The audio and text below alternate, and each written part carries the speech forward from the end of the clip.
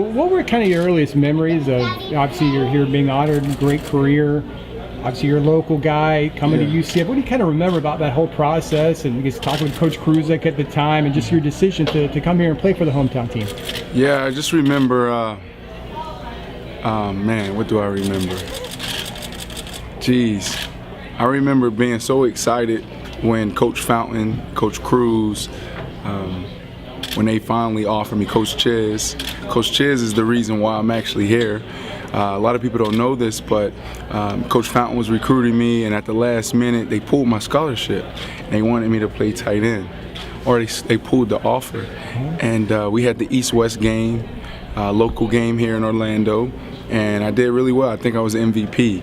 And right after the game, Coach Chiz called everybody and said, no, this kid can play wide receiver, and we need to offer him. So I'm happy that Coach did that. I'm also happy for the East-West Shrine game. And you ended up playing defense for UCF.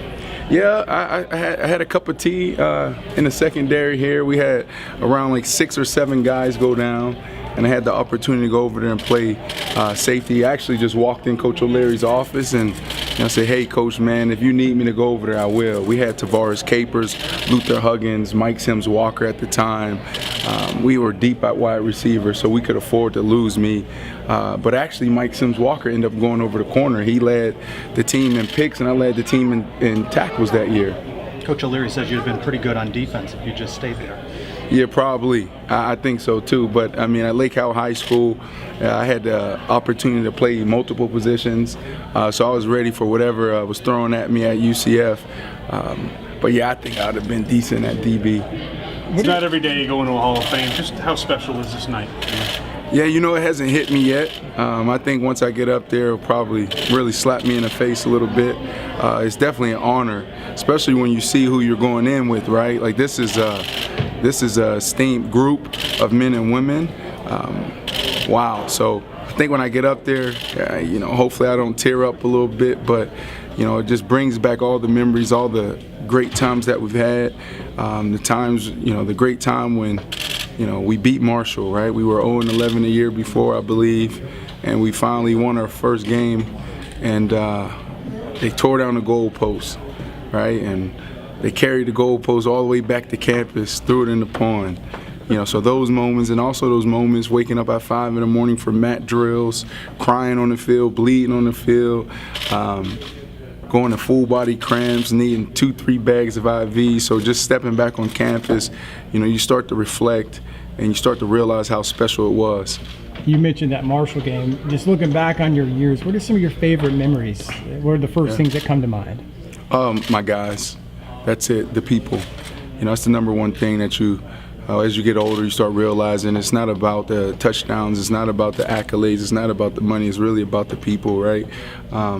So I just sit back and just think about how each and every one here on campus played a major role in development of who I am today. And you learned a few things from Coach O'Leary along the way too. Yeah, a lot, man. That's the great thing about sports. It teaches you life skills, especially football. It teaches you skills that you can't get anywhere else, not in the classroom, not in the field. So being a part of that culture taught me a lot: work ethic, dedication, perseverance, how to win with grace, how to lose with grace. You know, so much. Made you NFL ready? Yeah, I mean, there's a lot of people, a lot of things that played a part in that, but definitely. You know, when I was 6 years old, probably before then, you know, that was my goal. That was my only goal. I didn't realize that I had to go to college to do it.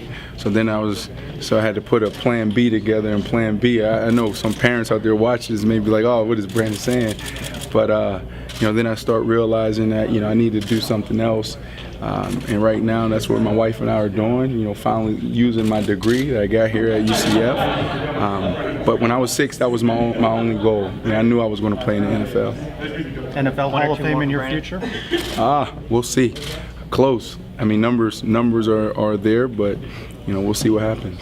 What's your opinion of just how this program at UCF has grown since you left? The seasons they've been having recently, have you been kind of, you know, watching from afar and seeing what's been going on here? I'm not surprised, but I am a little shocked that it happened so fast, right? Like, I mean, it's Florida. You know, we're a talented state.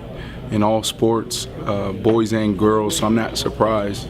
But that just says a lot to what the guys before us have done, you know, going back to Coach Cruz, going back to Jimmy Frizzell, Doug Gabriel, and Dante Culpepper, and Coach Becton, Richard Jefferson. You can go on and on and on. Asante Samuels, Elton, I already said Elton. So what those guys were able to do, you know, they gave us the opportunity to be the first to go to a bowl game, right? And then, you know, being national champions now, it's just remarkable. What's next for Brandon Marshall? Obviously wrapping up a long NFL career. I know you've been in the television side and been successful with that. Is that something you could see maybe expanding, or what's going to be next for you? Yeah, I have a huge passion for, you know, mental health and human performance, so I'll be investing a lot of time and resources in that space. We already have our foundation Project 375. We're doing some great things. We actually want to make UCF the first fully equipped and trained university in mental health first aid, right? How do we be first responders? How do we identify, can we identify what a panic attack is? Do we know the difference between a panic attack and a heart attack, right? And if we can, what do we do, right? What happens if you find a suicide letter in your kid's drawer or in their book bag? How do you start that conversation? So we spend a lot of time in that community, fighting that battle. You know, it's tough. We don't all everyone doesn't always make it, you know, but we feel like you know, the conversation at the forefront of our country, and we want to keep it going. So we want to put faces to it and stories behind it. Are you glad to see the NCAA kind of push forward? Are you glad to see the NCAA push forward with more mental health initiatives over the last couple of years? Yeah, absolutely. I think all institutions need to embrace mental health. You know, I mean, that's, you know, even at, you know, that needs to be a everyday conversation at our dinner table. It starts at home, right?